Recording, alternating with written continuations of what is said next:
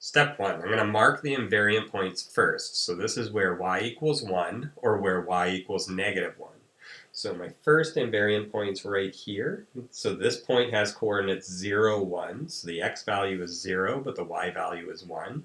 My second invariant point is down here because the y value is negative 1. So this is 2, negative 1. And my third invariant point is right here at 2, negative 1. Again, so this one's negative 2, negative 1 on the left and 2, negative 1 on the right. So those are my invariant points. Now I'm going to move any max, min, peak, valley. Well, this is a peak, but I already got the reciprocal of that point. It doesn't move at all because it's an invariant point.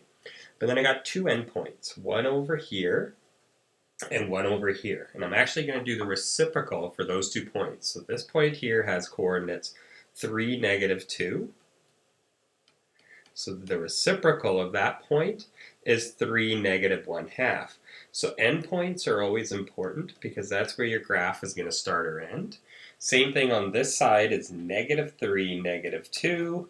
The reciprocal of that point is negative 3, 1/2. Negative 3, negative 1/2.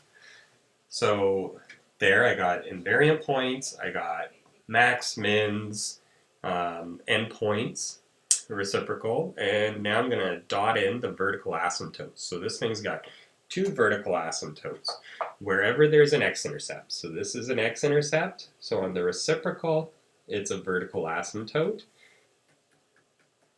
The equation of that asymptote is x equals 1.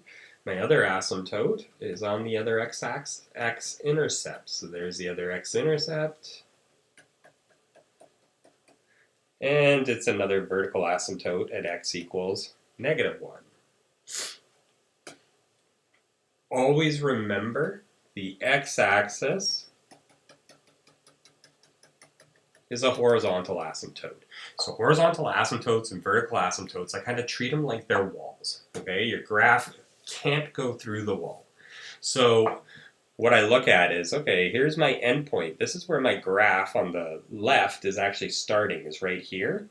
So I know it's going to pass through this point, but then as I'm heading towards the right, there's a vertical asymptote here at x equals negative 1.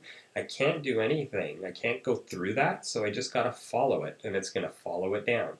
Another way of thinking about it is if I look at this point at 3, negative 2, as I go to the right, this is going up. It's increasing until it gets to the point negative 1, 0.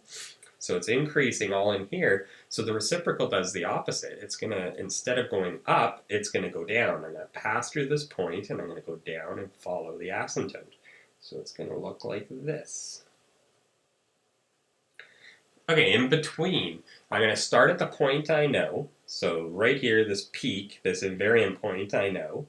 And then as I go to the left from this peak, the f of x is going down as I go to the left. So that means the reciprocal goes right to go to the left, but then it's going to follow the asymptote. So I'm going to go up and follow the asymptote.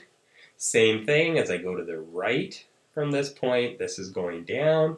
So as I go to the right for the reciprocal, it's going to go up and follow the asymptote. This is just a sketch. So it doesn't have to be super accurate, but you should be following your asymptotes all the time. On the right, I'm actually going to start at the end point and go, okay, so from this point, 3, negative 2, right here, as I go to the left, this is going up, so I know this goes down. It's going to pass through the invariant point and then follow the asymptote. So it's going to look something like that. Okay? And there, the green is my reciprocal. Okay, always remember asymptotes aren't real, they're imaginary. So the green graph is my reciprocal.